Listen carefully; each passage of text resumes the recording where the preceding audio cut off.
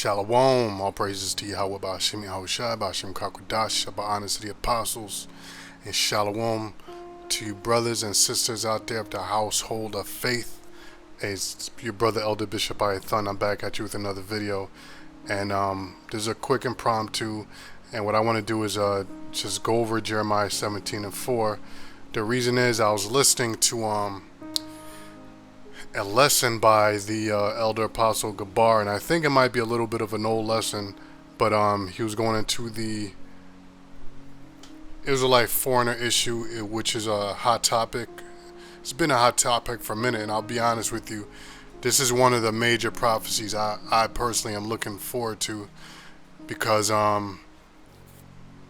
being that I'm Levi, and I was in the world of so-called Haitian, being I'm so-called Haitian, coming up in his world, I didn't have a lot of Jake friends coming up. I had a lot of problems with Jake, coming from Haiti. Back in the day, Haiti, this was before the Fugees came out. After the Fugees came out, I guess being Haitian was cool. But before that, we were basically like, we were foreigners to the land. We didn't come from down south. We weren't Southern Belle Jakes or anything like that. We were from Haiti. We didn't know shit about the United States. We didn't know shit about the American way. So I grew up in a very weird predicament. I felt like I was like an implant. Even though I was born here, see, the thing is in Haiti, and still to this day, going back to the curses in Deuteronomy, they look at the American blacks here in America, they look at them as degenerates. And so, coming from Haiti, and I haven't been there in a minute, I'm sure it's the same vibes today, but coming from Haiti, they look at American blacks like they're degenerates, because what they see is the same thing that they push to the rest of the world. Jake killing each other, wearing the pants sagging, and things like that. Now, when you check out the majority of when you take out like Haitians, they carry themselves a little bit differently. And I'm thinking about Haiti from when I'm growing up. I don't know about now, but when I talk to Haitian women and men, Haitian people like my age, and I'm not that old, I'm under 50 years old, but when I talk to them, the ones that still have the traditions from when I grew up, like for instance, the Haitian women, they look at the black American women as garbage. And I'm talking about Haitians from Haiti, not Haitians that were born and raised here with American values. And I'm mentioning all this because it fits right into the understanding of the Israelite foreigners, because there's a huge difference in the attitude between Haitians and so-called black Americans. Even though they're the same nation, the Haitians look at black Americans as degenerates, as lowlifes. And me personally, when I was growing up, mainly my mother kept me away from so-called black Americans, which in a way that was a good thing, because I didn't get into selling drugs or any of that stuff. But it was also a bad thing for me, because it was hard for me to assimilate with Jake, because I didn't know the Jake culture. I wasn't raised that way. I wasn't into the sports. My parents, they didn't know anything about Nikes or Adidas tracksuits, or back in the day, high top fades, like I didn't have all the dope haircuts. I didn't have any fresh gear. Like my whole style over here in America was whack. So I had a lot of problems with Jake, like I got in a lot of fights and all that stuff, because Jake didn't like me because I wasn't cool enough, or I wasn't styling. The women didn't like me. And, I didn't have no problem with Jake, me personally, but my parents would be like, yo, stay far away, stay far away. Mainly my mother, again, because my mother comes from, there's certain parts of Haiti where they regard themselves as like regal, you know what I'm saying? and my father was from the poor part of Haiti. My mother was from the to-do part, you know.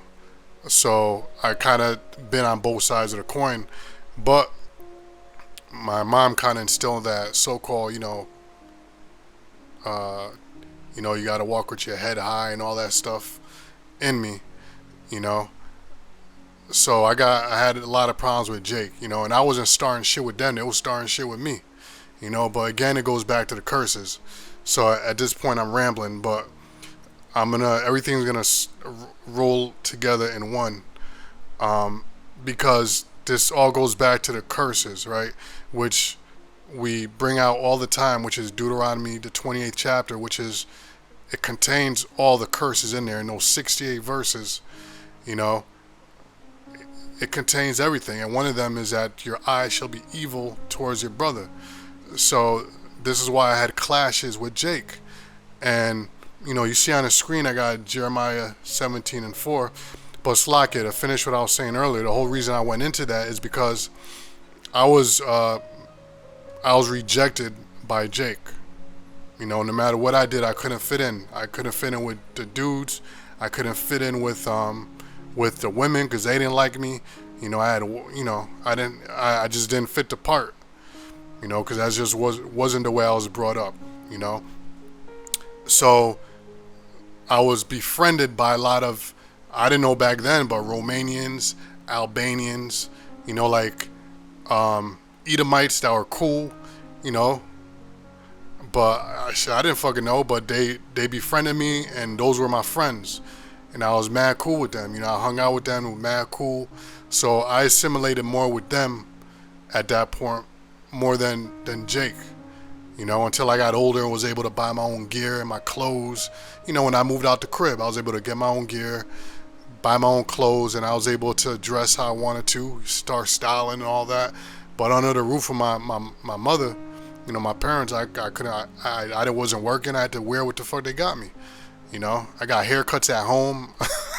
My mom would fuck my cut up because she wasn't no barber. I went through hell. But the point is that I was befriended by a lot of Israelite foreigners, and I didn't know it. I just knew they was cool as shit. They had my back. They didn't reject me like Jake did. So those were who I was cool with.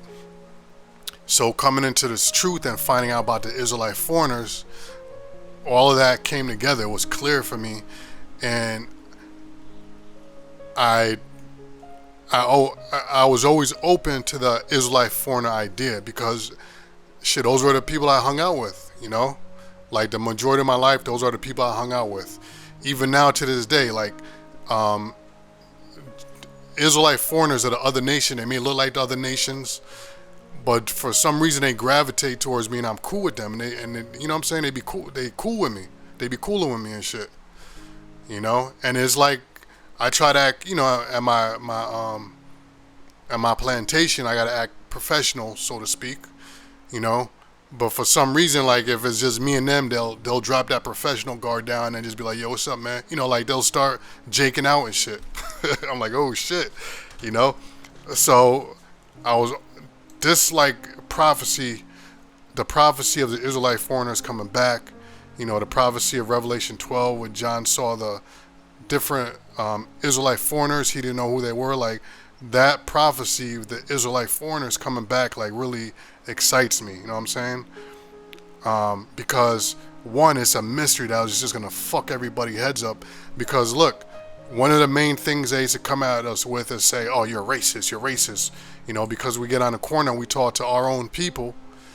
Okay, and that's what Yahweh Shai did. If you watch the what's today, Tuesday, right? The Tuesday live that the Apostle Gabar does every Tuesday with the bishops. Today he was going into how Yahweh Shai went to the Jews first, and then he went to the Israelite foreigners. So we kind of follow that same cadence. When the truth started coming out here in New York back in the 70s, up in the 90s, when we were going out, when we were on 34th and 7th, we were mainly talking to Jake, but if somebody that looked like an Edomite come up or another nation, we would entertain them. And if they were talking to scriptures and they were vibing out, we kept it cool. We didn't disrespect them. I mean, we never really did, you know, but if a straight up Edomite came out and you start talking ish, or we hit him with the slavery thing and how the Lord is going to recompense double and all that. See, a real Edomite, he's going to buck up and say, oh, that wasn't me, that was my parents. They'll make excuses.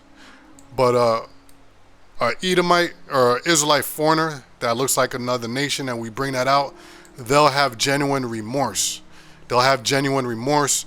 And a lot of the times those will be the ones that'll bow down, you know, and that's why we don't like to have people do that, you know, because a Edomite has so much pride, they're not going to do that. But a Israelite foreigner will really genuinely feel like shit and want to do whatever they can to try to make up for it. So that's why the Lord said that he looks at the reins of the heart, you know, and this is why Romans 8:16 talks about the Spirit of the Most High bears witness that we are the children of the Most High, right? So it's a spiritual thing. So you can't call us racist because Israel is spread throughout all nations. They look like so-called white people. They look like so-called East Indians. They look like Chinese, you know, but they're Israelites. So it goes by nationality. And even in the scriptures, I believe it's in Matthew and Mark where it talks about the angels are going to have to come down and separate the sheep from the goat, you know. And even in was it Job 9, right? So, hold on, let me get it because I quote the wrong thing sometimes. I know the scripture, but I'll quote the wrong book. So hold on, because even though I used to bring this all the time, man, this is my mind right now. Not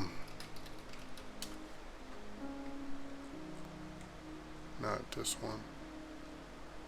Yeah, Ezekiel 9:4. I don't know why I was thinking Job, but Ezekiel 9:4, right? When it talks about set the mark upon the foreheads of the men that sigh and cry.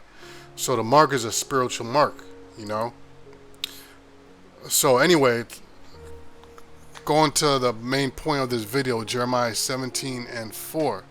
Now, Apostle Gabar brought this out in one of his lessons because apparently Vocab Malone is saying that Jeremiah 17:4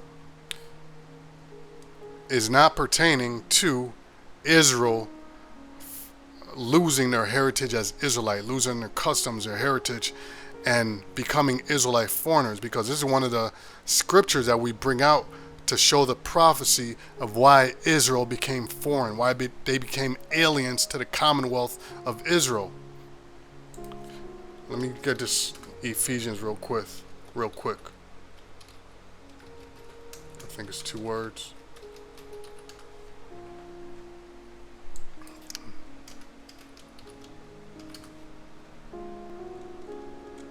No. It's Ephesians 2, it should be. Like 2 and... yeah. Wherefore, remember that being in time past Gentiles in the flesh, who are called uncircumcision by that which is called the circumcision in the flesh made by hand. So these are Israelite foreigners they were called Gentiles in the flesh. You know, Gentiles, like, it means a non-Israelite, a stranger. Okay? But one thing you have to understand, and you get this from extrapolation of the scriptures, and thinking logically and thinking spiritually, the bottom line is the Spirit of Most High has to work with you. You'll understand that the word Gentile was kind of like a broad term. Excuse me. It was kind of a broad term that was used by the Jews to refer to an Israelite foreigner. You know, like nowadays, a broad term to call somebody as an Israelite foreigner, meaning they're not into the truth, they're calling themselves Black American or Puerto Rican or Mexican, would be to call them a nigger. You know, you call them a nigger, meaning they don't know who they are, they're lost. Okay, so that is in the same way that the Jews will call them Gentiles. It's like, man, you were that being in the past time niggas in the flesh. right? In other words, they was out there in the world, okay? But they use the word Gentile. So you have to understand the context. You got to understand the history. You got to understand the context of where this word is being brought up so you can understand. Is it talking about the non-Israelite nations, or is it talking about Israelite tribes, Israelite brothers and sisters that are lost, that have been scattered among the nations, and they're lost? So they use a blanket term called Gentiles. There's another word called ethnos, which means nations or tribe or a particular sect of people, right? But when you look in the scriptures, ethnos is used interchangeably with nations and Gentiles. Okay, so you have to pretty much be learnt, and the Spirit has to be working with you, is the bottom line. Or you're going to be blinded. Romans 11. The elect have obtained it, but the rest were blinded. So it says that in times past, Gentiles in the flesh, who are called uncircumcision by that which is called circumcision in the flesh made by hands. Okay, and the circumcision were the Jews who knew they were Israelites in Jerusalem. Okay, that at that time you were without Yahushua, being aliens from the commonwealth of Israel, because it's through Yahushua that the Israelite foreigners were able to come back into the fold, okay, through Yahushua, because then it went from being law-based to being faith-based. Your commitment went from being law-based to faith-based, okay, because if it was by the law, all the Israelite foreigners would have been dead, and even the Jews, because even the Jews weren't keeping the law 100%. It's totally impossible even during the Roman times, okay. So that's why the scriptures say that all fall short.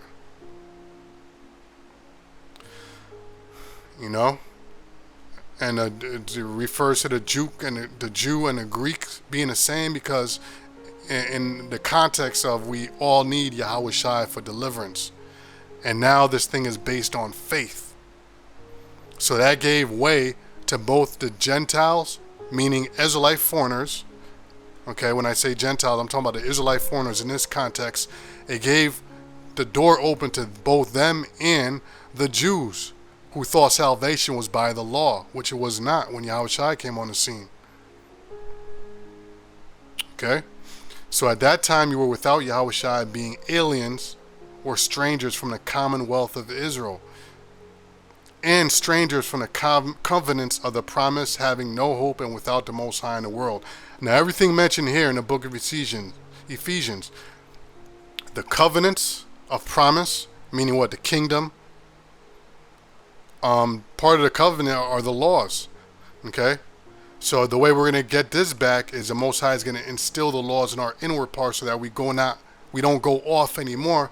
Because when we get back to Jeremiah 17 and 4, we're going to understand that part of the heritage that we're discontinued from is the law, statutes, and commandments. This is why the Lord said this in Amos.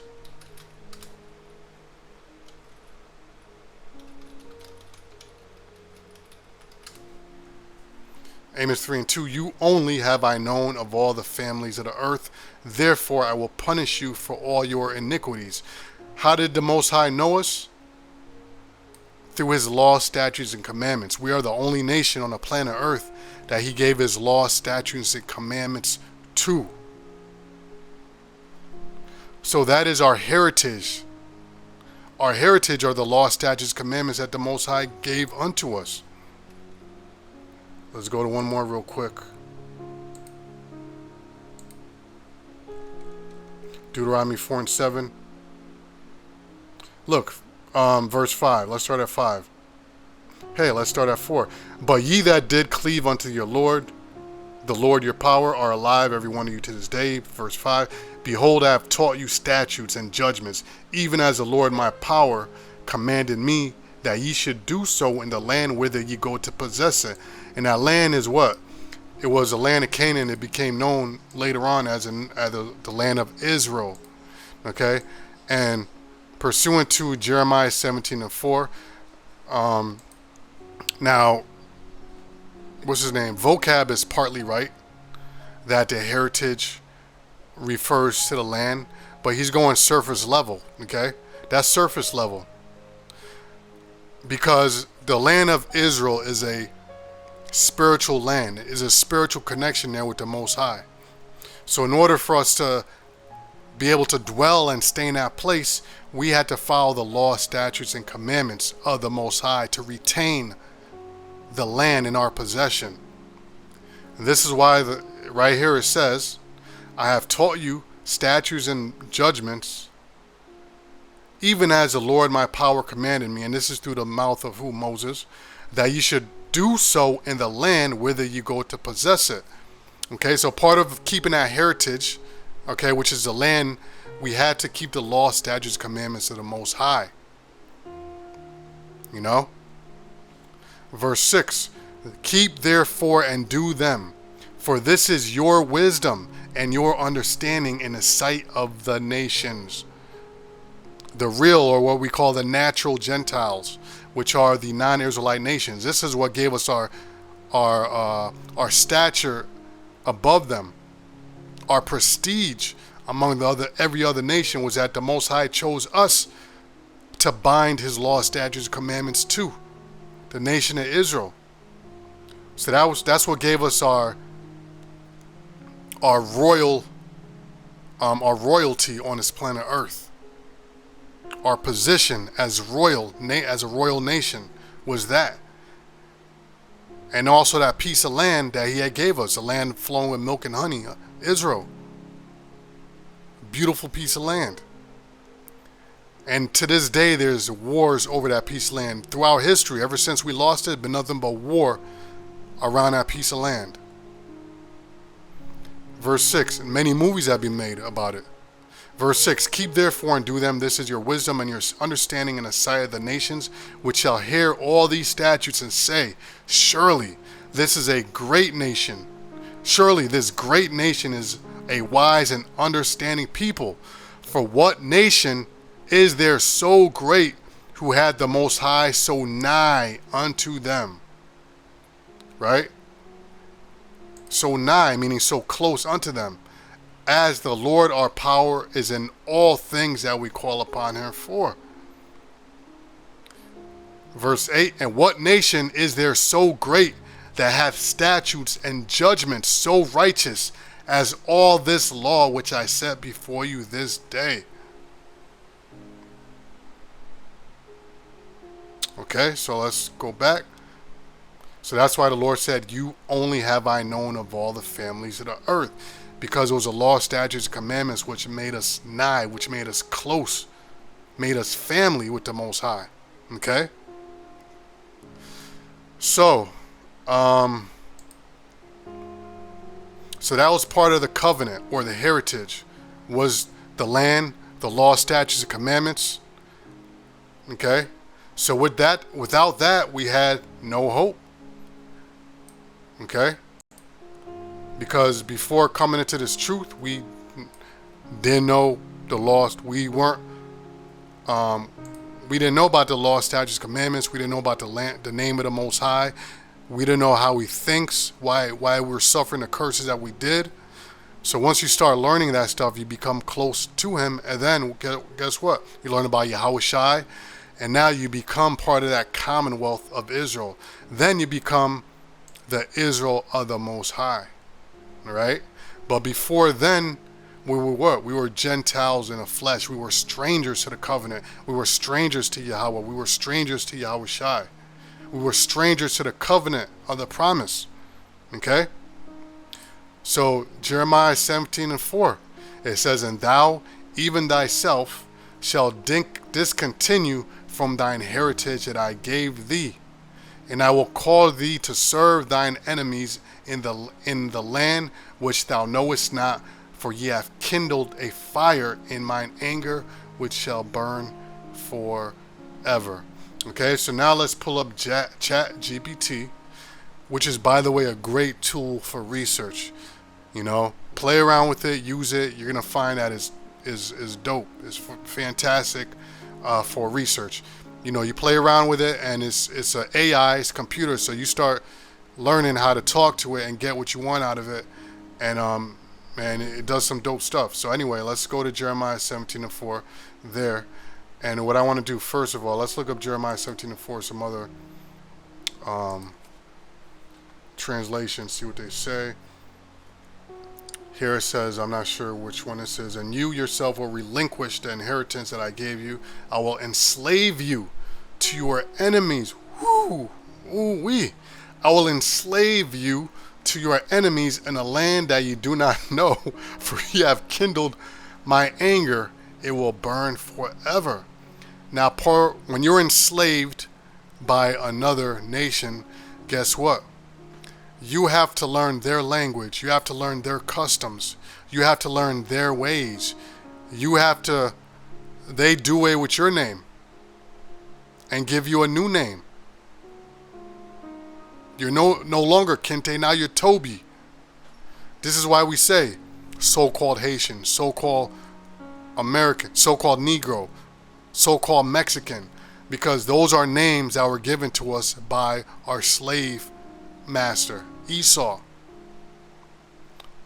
Okay?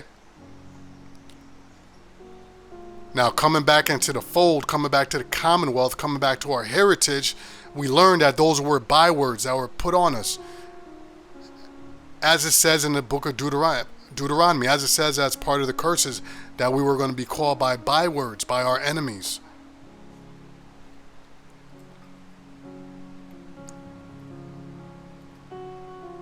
Okay, so now let's go to Chat GPT. Did I pull it up? No. Hold on, I got it here somewhere.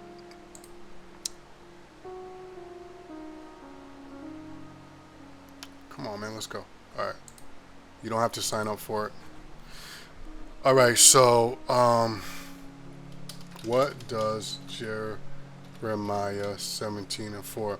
Now, all I want to prove here, okay, is that Jeremiah 17:4 covers more than just the land. Yes, it includes the land, but you have to read the Bible with spiritual lenses, man. Okay, can't do just doing that surface level stuff. But we know, in regards to vocab, I mean, what do you expect, But for anybody out there who's new, who may not know, we're going to show you. So I brought out the reasoning spiritually, and he that has ears, let him see. He that have ears, let him hear. He that have eyes, let him see. Okay. But anyone who generally just understands what happens when you displace a people from their original land, you understand that they lose their heritage. That's one of the main reasons you take people out of their land, is because they disconnect from that land. Case in point, the Moabites know who they are. So-called Chinese is because they associate themselves with China. The Russians, they associate themselves with the land of Russia. Now, when it comes to American, the Negro here, the Negro or African American, they are taught that they come from Africa. So they associate themselves with everything African, which is a total lie. So that is not our heritage. That is not the heritage of the so-called African American. This is why they're so bugged out to this day. They don't know who they are. They're confused. They don't know where they're from. They don't know where they're going. They're just floating they're just floating around. Again, wherever they get kicked, whatever corner they get kicked to, that's just where they go. Wherever they get kicked around like a ball. So our job is to connect them back to their heritage, which is what?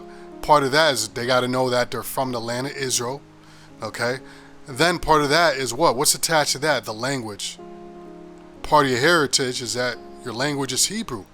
That's what's attached to your heritage: the land, the language, Hebrew, customs, traditions.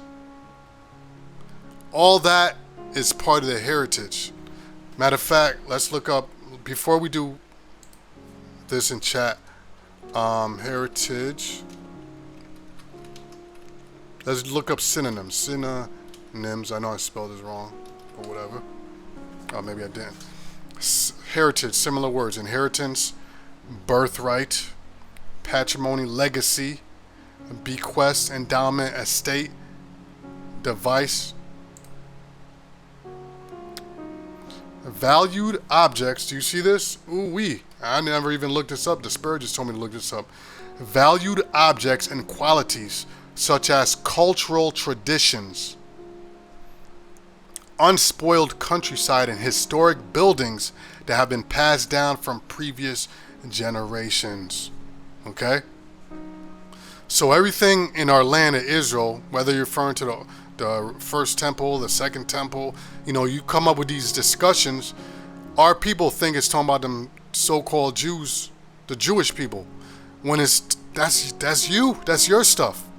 But you don't know because you think your heritage is stemmed to the land of Africa. Okay? So that is part of this curse. And thou even thyself shall discontinue from thine heritage that I gave thee. Okay, so let's go to chat. Mean. KJV mean. So there it quotes it. Okay. This verse is part of a passage where the prophet Jeremiah is delivering a message from the Most High to the people of Judah. Okay. So it started with Judah, then to the rest of the tribes, warning them of the consequences of their disobedience and idolatry. Here's a breakdown of its meaning. Discontinuation from heritage. This refers to the people of Judah being cut off from the blessings and inheritance that the Most High promised them. So it is not only dealing with the land. The heritage, yes, includes the blessings, like we read in Ephesians. The covenant. Slack here. What the hell just happened? Give me 1 second, Babakusha.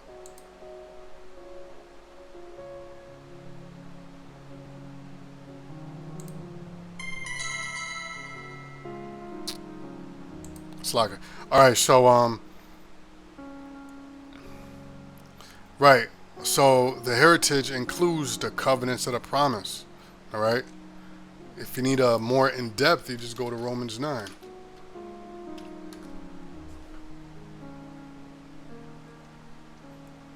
Who pertaineth the adoption, the glory, the covenants, the giving of the law, the services of the Most High, meaning what, the priesthood, and all the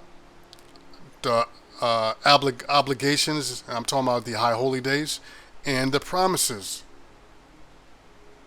Okay? So, whoops. The blessings and inheritance.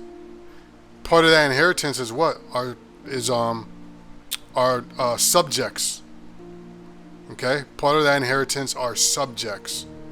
Don't believe me? Let's go to let's go to Revelation. Let me go back here. To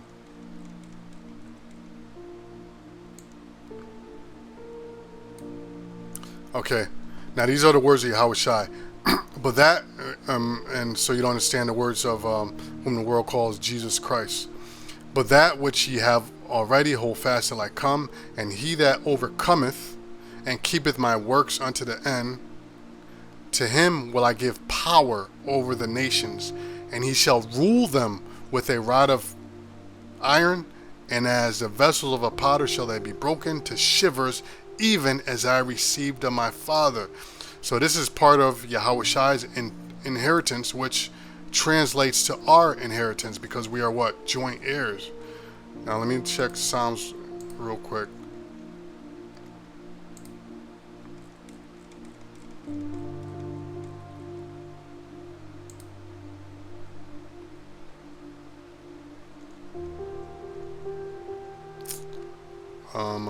Okay. There's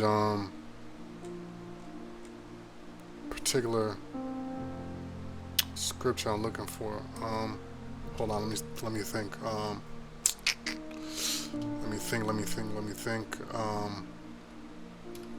It might even be.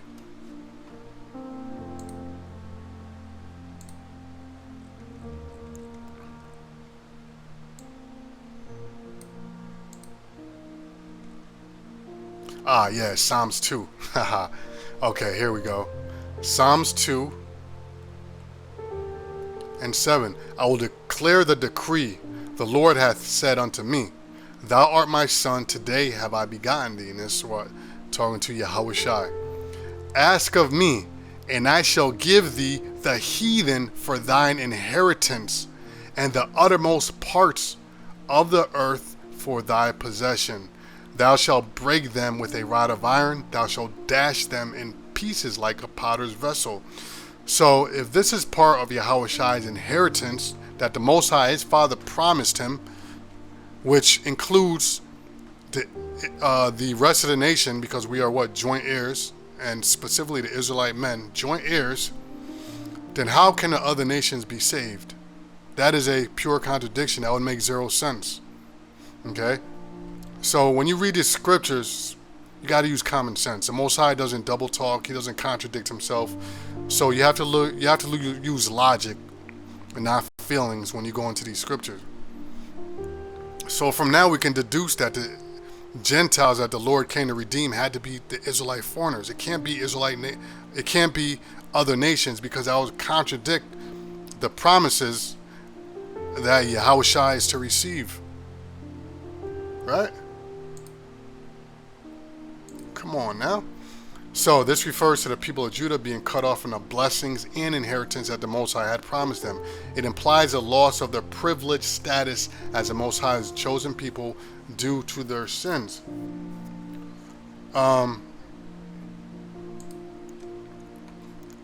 Yeah, but look, in the same verse, in the same book,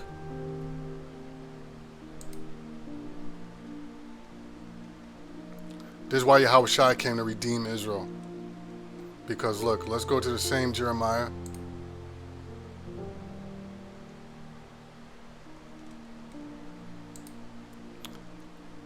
No, shit. I'm sorry, man. I haven't went to these a lot of these scriptures in a minute, so my brain is a little.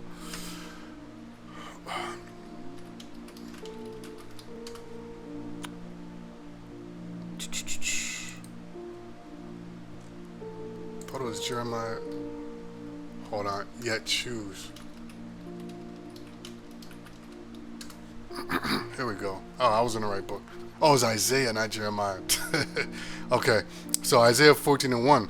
For the Lord will have mercy on Jacob and will yet choose Israel and set them in their own land. Now this is a future prophecy, because we're not in our own land yet. But the Most High said is, look, he had casted us away, but he's going to redeem us and still choose us, because he made a promise to our forefathers, Abraham, Isaac, and Jacob. We go back to Romans.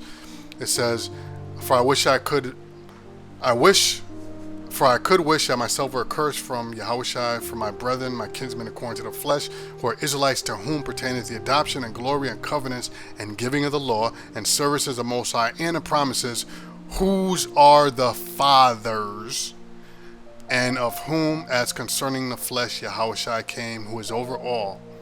Okay? So, the Most High made a promise to our fathers. So the Lord sent Yahushua to redeem us back to him. Both the Israelite foreigners and the Jews themselves who knew they were Israelites, who were keeping the law, statutes, commandments. Okay? For the Lord will have mercy on Jacob and will yet choose Israel and set them in their own land, and the strangers shall be joined with them, and they shall cleave to the house of Jacob. And this is referring to what? The Israelite foreigners. Okay, because strangers are akin to Gentiles. And again, you have to read with a spiritual mind, a spiritual eye, and be able to understand the context of what you're reading. Okay, so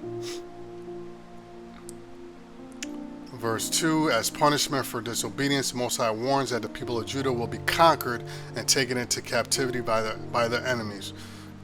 Okay, so just to make this video too much longer, let's do this. Does the heritage, okay, does the heritage in Jeremiah 17:4 include or refer to the customs and traditions of the Israelite nation? Okay, and I'm doing this because Vocab Malone made a statement, okay, and this might be a widely or a popular belief, is that Jeremiah 17:4 is specifically or only speaking about the land, discontinuing or being kicked out of the land, which is not so. It's referring to Israel just being discontinued, period, from their heritage, from their culture, from who they are. So let's see what ChatGPT says.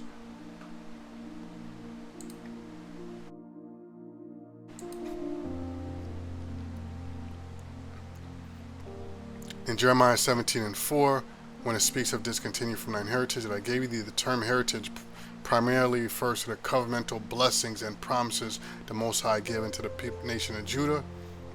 This includes their special status as the Most High's chosen people. The land of Israel promised to their forefathers, okay, while customs and traditions are often intertwined with the nation's heritage, is what I said earlier. It's all intertwined as one. The customs, the traditions, the language, the land, it is all intertwined. It's all part of your heritage. A perfect example I was speaking about earlier in the lesson about myself. Now, if I go back to Haiti, or if I speak to a Haitian, they're going to call me, they're not going to accept me as a Haitian. Why? Because I was raised here in America. They refer to the Haitians here in America as a diaspora, a diaspora, all right, which is funny and is backwards. But if you're a Haitian that was born and raised with the customs and traditions of America, they don't regard you as one of their own, even though your parents both, you could say, yo, my parents are from Miagouan, my parents are from Port-au-Prince, you know, my parents are from Cap d'Haïtien. You could say straight up my parents are from there. Your parents could be dark as tar, they could speak perfect Creole, but if you yourself were born and raised here, they'd be like, nah, you're a foreigner. They look at you as a foreigner. Why? Because being raised here, you were raised different. You don't speak the language, or you don't speak it properly, or you speak it broken. I'm talking about Creole. Your swag and your swag is totally different. You go over there to Haiti, you stick out like a sore thumb. The way you dress is different. The way your values concerning family, your values concerning the various things, your even work ethics and things like that, all that is different from a Haitian. I was born and raised in Haiti, and so even though I'm from there, they look at me. They don't consider me. They look at me as a Gentile, so to speak, because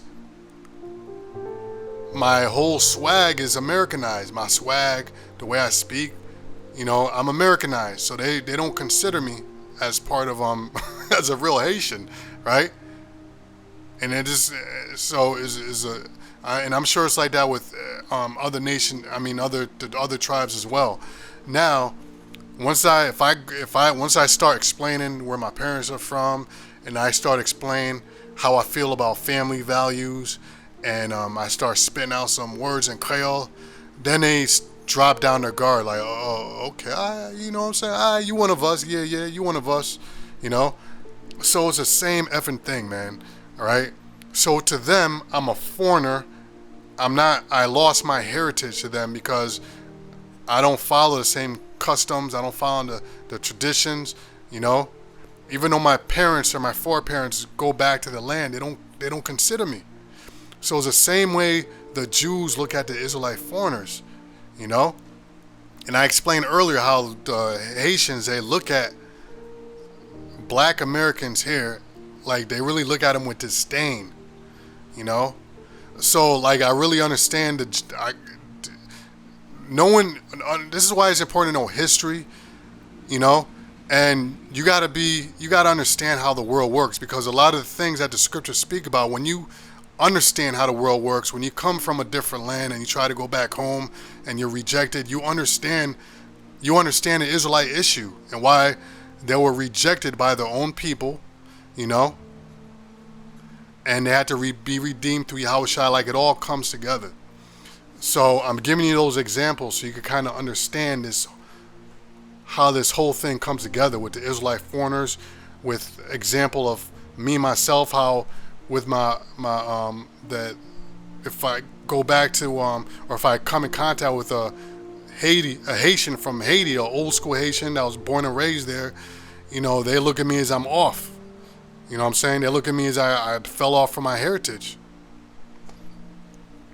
You know, and then I got it. Okay, you know what? So you gotta hang out with me. You gotta learn your Creole again, because your Creole is fucked up. You gotta learn you gotta relearn how to be a Haitian, so we can consider you to be Haitian again. You know, so we have to relearn our custom, our heritage. We have to understand where we came from, the land of Israel. We have to understand all that so we can be reconnected to our heritage. You know, so we can become part of the Commonwealth of Israel again. So let's circle back to this, right? While customs and traditions, while customs and traditions are often intertwined with the nation's heritage, in this context, the emphasis is more on spiritual and covenantal aspects of the relationship with the Most High rather than specifically on cultural practices. But what is leaving out here, and what you need to understand, is that the cultural practices are deeply, heavily intertwined with the covenantal aspects. It's one and the same, because the covenantal aspects rely on the cultural practices, and the cultural practices are what? Laws, statutes, and commandments that the Most High gave us. That is our culture. The passage highlights the consequences of Judah's disobedience and idolatry, which would result in them losing the blessing and protection that were part of their heritage as the Most High's chosen people. Therefore, while customs and traditions are certainly part of the broader cultural heritage of the Israelite nation, Jeremiah 17:4 primarily addresses the spiritual and covenantal aspects of the relationship with the Most High. Okay? But the thing is, the covenantal aspects, the covenant is what? The law, statutes, commandments, which is our culture. We just read it in Deuteronomy. That is our culture. Okay? So now we get it back through what? Through faith in Yahushua. And that was what Ephesians was all about. Okay? It was coming back through what? Through Yahushua. That's what we read about in Ephesians. That's what we read about in Romans, the 9th chapter. All right? So Lord's will, this clears this up, Jeremiah 17:4, and kind of brings everything together for you. You know, Lord's will, it did. Lord's will, this was edifying. That's what we're here for. That's what we care about, is just edifying the flock. You know, but this will only be edifying to the elect. It's only going to click. You're only going to get that light bulb aha moment, as if the Most High, Yahweh B'Hashem Yahushai, makes it click for you in your spirit. You know, so anyway, with that, I'm going to say shalom, all praises to Yahweh B'Hashem Yahushai, B'Hashem Kakodash.